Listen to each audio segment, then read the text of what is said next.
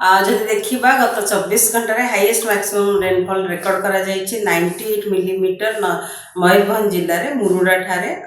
ता सहित आउ 3टी जगार भी हेवी रेनफॉल रेकर्ड करा and highest maximum temperature record करा टिटिलागढ़ में सेटा हूँ 40.5 डिग्री सेल्सियस ता सहित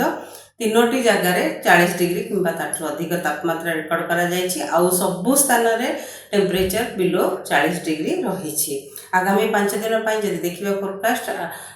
हल्का मध्यम धरण वर्षा होगा सहित बिजुली घड़घड़ी और झटका पवन होबार भी संभावना रही। आगामी 24 घंटा जब देखा आज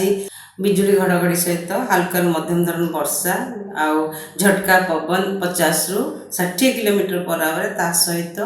गोटे कि 2टा जगार प्रबल वर्षा भी हो पारे मयूरभंज बालेश्वर भद्रक जिले में ता सहित गंजाम गजपति रायगड़ा कोरापुट जिले में वर्षा सहित बिजुली घड़घड़ी और 40 ରୁ 50 किलोमीटर पर आवर झटका पवन रही संभावना रही। सुंदरगढ़ देवगढ़ केउंझर जाजपुर केन्द्रापड़ा अनुगुल ढेंकानाल बौद्ध नयागढ़ खोर्धा पुरी कंधमाल कलाहांडी नुआपड़ा नवरंगपुर और मलकानगिरी जिले में वर्षा बिजुली घड़घड़ी सहित झटका पवन 30 ରୁ 40 किलोमीटर पर आवर रही संभावना रही। काली जब देखा झटका पवन 30 ରୁ 40 किलोमीटर पर आवर सहित बिजुली घड़घड़ी हल्का मध्यम धरण वर्षा रही संभावना रही। मयूरभंज बालेश्वर भद्रक रायगड़ा कोरापुट मालकानगिरी जिले में 20 तारिख में सेम परिस्थिति रही मयूरभंज बालेश्वर भद्रक कोरापुट मालकानगिरी जिले में हल्का मध्यम धरण वर्षा होगा सहित बिजुली घड़घड़ी और झटका पवन 30 ରୁ 40 किलोमीटर पर आवर रही संभावना रही। 21 तारिख जब देखा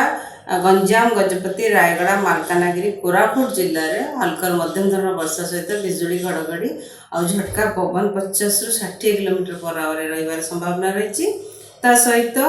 जब देखिए मयूरभंज में बिजुली घड़घड़ी सहित झटका पवन 40 ରୁ 50 किलोमीटर पर आवर रही संभावना रही। और 22 तारिख में जब देखा नयागढ़ खोर्धा गंजाम गजपति कोरापुट रायगड़ा मालकानगिरी जिले में हल्का मध्यम धरण वर्षा सहित बिजुली घड़घड़ी और झटका पवन 50 ରୁ 60 किलोमीटर पर आवर रही संभावना रही।